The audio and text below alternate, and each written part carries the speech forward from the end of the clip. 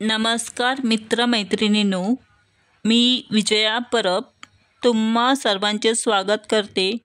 स्वामींची छत्रछाया या माझ्या यूट्यूब चॅनलवरती. आजचा विषय आहे श्री विष्णू सहस्त्रनाम. श्री विष्णू सहस्त्रनामाने आपले सर्व ग्रहपीडा, शत्रुपीडा, वास्तुदोष, पितृदोष व स्वभावदोष नाहीसे होतात. विघ्ने, संकटे दूर पळतात. 1. दर बुधवारी 4 वेळा विष्णू सहस्त्रनाम म्हटले तर आपल्या सर्व पितरांना सद्गती मिळते. 2. नियमित रोज 12 वेळा विष्णू सहस्त्रनाम 6 महिने म्हटले तर आपले सर्व प्रारब्ध नष्ट होते. इहलोकी कीर्ती व मोक्ष प्राप्त होतो, म्हणजेच भक्ती व मुक्ती दोन्हीही प्राप्त होतात. 3. 15,000 वेळास विष्णू सहस्त्रनाम म्हटले तर एक विष्णू याग केल्याचे फळ मिळते, असे परमपूज्य श्री डोंगरे महाराज विरचित भागवतात लिहिलेले आहे.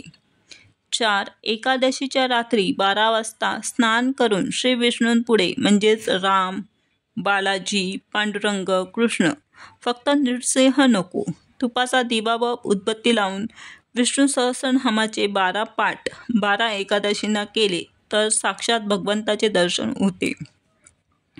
5. 40 दिवसांचा रोज 12 वेळा नियमित पठणाने अशक्य गोष्टी शक्य होतात. 6. सहस्त्र तुलसीपत्रांनी सहस्त्रनामाने अर्चन हवन केले तर अतिशय उत्तम अनुभव येतात. 7.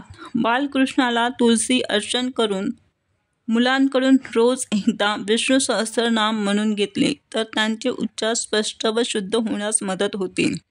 ती तुळशीची पाने त्यांनी चावून खाल्ली तर त्यांची बुद्धी तेजस्वी होण्यास मदत होते. 8. वास्तुदोष जाण्याकरिता रोज 3 पाठ आठवडाभर करावेत. याची सुरुवात बुधवारीच करावी आणि तुपाचा दिवा व उदबत्ती लावावीच. 9. बाहेरचा त्रास असेल, संतती मतिमंद किंवा गतिमंद असेल तर अशा व्यक्तीला रोज सकाळ संध्याकाळ श्री विष्णू सहस्त्रनामाचे पाठ ऐकावेत. 10. घरामध्ये कोणी व्याधिग्रस्त असेल तर विष्णू सहस्त्रनामाच्या पठणाने व्याधी नष्ट होऊन शरीराभोवती एक सुरक्षा कवच उभे राहते.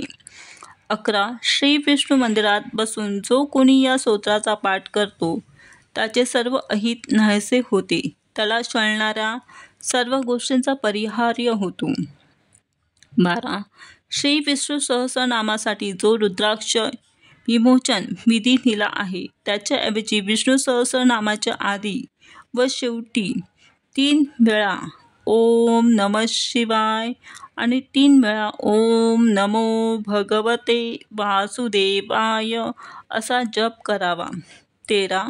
श्री विष्णू सहस्त्रनामाच्या फलश्रुतीत असे म्हटले आहे की जो या स्तोत्राचे पठण करेल त्याने दिली पाहिजेत अशी सर्व दाने दिली आहेत आणि केल्या पाहिजेत अशा सर्व दैवांचे पूजन केले आहे. 14. पिंपळाच्या पारावर बसून विष्णूचे ध्यान करीत जो विष्णू सहस्त्रनामाचे पाठ करतो शतकोटी कल्यांमधील साचलेली पातके हळूहळू नष्ट होतात. 15. शिवालयात तुलसीवनात बसून जो रोज विष्णू सहस्त्रनामाचे पाठ करतो त्याला कोट्यावधी गायी दान दिल्याचे फळ प्राप्त होते आणि त्याला मोक्ष प्राप्त होतो, असे चक्रपाणीचे वचन आहे. 16. श्री विष्णू यांच्या अच्युत, अनंत, गोविंद ह्या 3 कोणत्याही प्रकारचा रोग नाहीसा होतो. 17.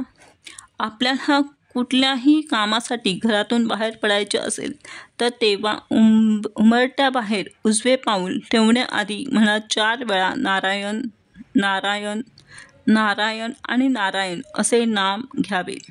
श्री स्वामी समर्थ. माझी ही माहिती तुम्हाला कशी वाटली ही कमेंट्स करून सांगा. तसेच लाईक व सबस्क्राईब पण करा आणि कृपया तुमच्या मित्रपरिवाराला किंवा नातेवाईकांना शेअर करायला विसरू नका.